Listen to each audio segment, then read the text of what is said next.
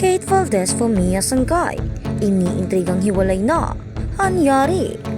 Kung bago ka lang sa channel na ito, huwag kalimutang mag-like, share, comment, and subscribe. At huwag kalimutang pindutin ang notification bell icon para maging updated ka sa bawat upload nating video.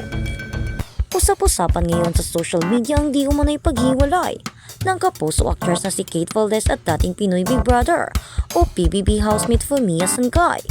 Marami kasi sa mga netizens ang nakapansin na hindi na nakafollow ang actress sa Instagram account ni Fumia. At dahil curious kami kung totoo nga ang pag-unfollow ni Kate sa kasintahan, ay binisita namin ang account nito at totoo nga wala na ito sa kanyang following list. Kaya naman, mas lumakas ang bulong-bulungan na baka hiwalay na ang dalawa o kaya naman ay may malaking problemang pinagdaraanan. Mas lalo pang ang tumindi ang hinala ng mga netizens dahil sa naging sunod-sunod na Instagram stories ni Kate na lyrics mula sa kanta ni na Olivia Rodrigo at Billie Eilish. Ilan sa mga ito ay ang mga kantang Happier Than Ever at Favorite Crime na tumatalakay sa heartbreak, toxic relationship at betrayal. May isa pang cryptic IG story si Kate tungkol sa honesty. The more honest you are about who you are, the faster what doesn't belong lets go of you. Mababasa sa kanyang post, matatanda ang June 2024 ng ibandera ni na Kate at Fumia sa Madlang People ang kanilang relasyon. Bago ito ay marami na ang nakakaramdam na may something sa dalawa matapos silang mamataang magkasama sa Hong Kong Disneyland.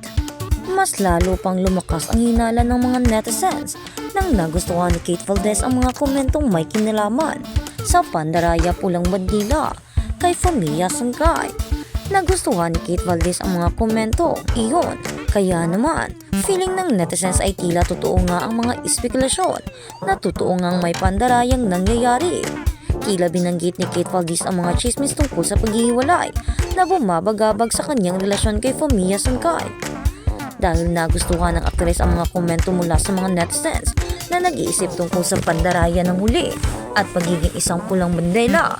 Matapos na yan follow ni Valdez ang Japanese content creator sa Instagram, napansin ng ilang tagahangan na tila kinikilala ng actress ang ilan sa mga komento tungkol kay Sangkay sa kanyang TikTok page. Isa pang netizens na nakakuha ng atensyon ni Valdez ay ang nagsabi, "Nagliligaw ba siya? Yakap Kate. Dito lang kami palagi para suportahan ka. Nandito lang kami palagi."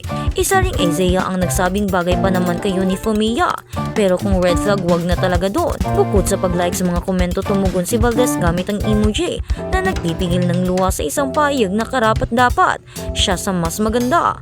Sinagot din niya ang TikTok user na si Jover na nagtatanong bakit ang bilis na tila tumutukoy sa nababalitang paghiwalay ng aktres, kung saan sinabi ni Valdez, "Tanungin mo siya." At nang dahil sa mga bali-balita at bulong-bulungan, hanggang Martes Enero 26, tila sinusubaybayan pa rin ang account ni Fumia si Valdez na nag-udyok sa mga tagasunod na magtanong kung may pinagdadaanan ba ang dalawa sa mahirap na sitwasyon. Nag-solo date si Kate Valdez. Binuhusan siya ng mga tagahangan ng mga mensahe ng suporta. Nasa solo era na ba si Kate Valdez? Sa pinakabagong TikTok video ng kapuso actress, ibinahagi niya na nag-solo date siya sa isang cafe chain at nasiyahan sa isang malaking 3-course meal. Pinuno ng mga netizens ang comment section para magbigay ng mga mensahe ng suporta at panghihikayat kay Kate, kung saan nagustuhan ng actress ang mga nasabing komento. "Hindi, gustong gusto ko ang babaeng ito. Gustong gusto ko siya at ang tapang na taglay niya. Alam kong hindi ito nangyari agad. Siguradong nagdusa rin siya ng matagal hanggang sa dumating siya sa puntong iyon na napagtanto niya. Hindi niya na dapat ganito. Hanggang sa dumating siya sa puntong iyon na napagtanto niya. Hindi niya dapat ganito kamahal ang karapat-dapat sa kanya. At kung iiwasan mo ang isang lalaki, alam ko kung gaano kasakit at nakakapagod ang makasama ang ganoong klase ng tao. Sa lolo Kate, isa kang malakas na babae," sabi ng isang tagahanga. "Labanan mo, Kate Valdez. Darating din ang panahon para pagalingin ang puso mo," sabi ng isa pang tagahanga. "Hindi ko alam pero nakita ko na. Naramdaman ko na. Pasensya Kate, maganda ka sa loob at labas. Kahanga-hanga ka. Magiging mas maayos din ang lahat," sabi ng isang tagahanga. Kamakilan lamang nagbahagi si Kate ng mga misteryosong mensahe tungkol sa katapatan sa kanyang Instagram stories na sinasabi nga ng karamihan na parang nagpaparinig siya. Napansin din ng ilang mga netizens na may matinding paghanga na hindi na sinundan ni Kate si Fumiya sa platform na iyon. Bukod dito, tinanggal niya ang kanilang mga larawan ng magkasama. Gayunpaman, nananatiling tagasunod ni Kate ang Japanese vlogger. Nagdulot ng mga chismis na nagde-date sina Kate at Fumiya noong August 2024 matapos nilang ipagdiwang ang kaarawan ng actress. Simula noon magkasama silang naglakbay patungong Japan at Taiwan at ikinatuwa ng mga tagahanga sa kanilang pinagsamang TikTok account na Onirigi Lovers. Sa kasalukuyan hindi na pinagana ang TikTok channel. Sa isang panayam noong August 2025 sa Fast Talk with Boy Abunda, sinabi nila Kate at Fumiya na napag-usapan na nila ang kanilang kinabukasan ng magkasama. Pero ang tanong ng karamihan, matutuloy ba ang kinabukasang kanilang pinaplano? Kung sa ngayon ay meron ng bali-balitang hiwalay na silang dalawa. Kung totoo man ang mga haka-hakang ito, ano kaya ang kakahantungan nila? Kate Valdez, alam namin isa kang matapang na tao. Bago ka bumitaw, alam namin na nagdusa ka at alam namin na nahihirapan ka na. Babae din kami at alam namin kung gaano kahirap ang humawak pa sa isang relasyon na alam mo nang napaka-toxic na at nakakasakit na sa iyo. Hindi na rin tama na mai-stress ka dahil lang doon. Pero sana ay linawin niyo kung ano ba talaga ang issue tungkol sa inyong relasyon upang malaman din namin at hindi namin agad mahusgahan ang iyong minamahal para maiwasan din yung mga haka-haka at mga negativities.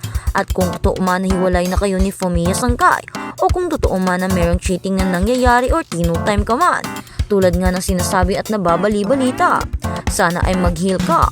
Sana ay maisipan mo din kahit ganoon ang nangyari ay hindi magiging ganoon ang mangyayari sa iyo sa susunod. Huwag mo sanang isara ang iyong puso dahil marami pang tao karapat dapat para sa iyo. Sana ipagpatuloy mo ang iyong pagiging bukal na puso, ang iyong pagiging mabait, ang iyong pagiging masayahin. Sana ang ngiti sa iyong mga mukha ay hindi na ito mawala kahit pa sa iyong pinagdadaanan.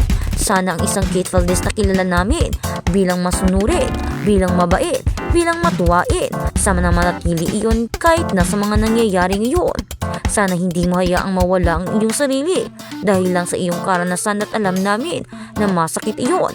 Masakit na makaranas ng betrayal sa taong mahal na mahal mo at lubos mo pinagkakatiwalaan, lalo pat hindi mo aakalain na magagawa niya iyon sa iyo. Isa lang ang kahilingan ng maraming fans ay sana ipagpatuloy mo ang iyong buhay, ipagpatuloy mo iyong karera kahit wala na si Fumiya sa iyo.